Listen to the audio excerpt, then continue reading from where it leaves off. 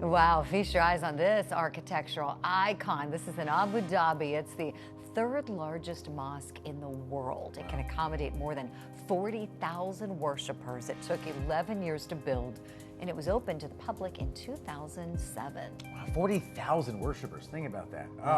Very That's majestic. a lot of people. With Just that beautiful. backdrop, yeah. Wow. The water there, oh, gorgeous. Oh, can't beat a good architect. That's amazing. Well, learning to play an instrument is certainly no easy task, to say the least, but the woman you're about to meet is a true and seasoned pro. Oh yeah, season's the key word here. She's had a lot of practice, nearly 100 years of practice. Wow. At 104 years old now, she is still playing. Danny New has her story from Littleton, Colorado. So, what do you give somebody for their 104th birthday? Oh, look at that! Chocolate works, but after a century and change, I think what's most generous is the gift that Lucille Claridge keeps giving us.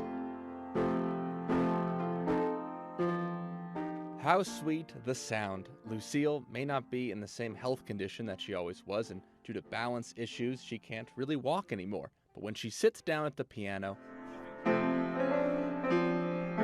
nearly 100 years of music comes back to her fingertips. Kids just always did what their folks told them to do. And What? It was different then. Lucille has been playing piano since the roaring 20s, when her mother strongly encouraged her to start taking lessons. This one is my mother when she was 21 years old. And in turn, she did the same with her daughter, Billy. Music it's in her soul. You know, it's just in her, and I've heard it my whole life. And when her late husband, Wally, passed away in 1996, He's the greatest dad any kid ever had, huh? That's right. Lucille made sure to keep playing every week at their church in Littleton, where, up until the pandemic, Lucille played the organ for 42 years. But how happy do you feel when you start playing piano again? How happy does it make you? Oh, well, I'm glad glad that my fingers work.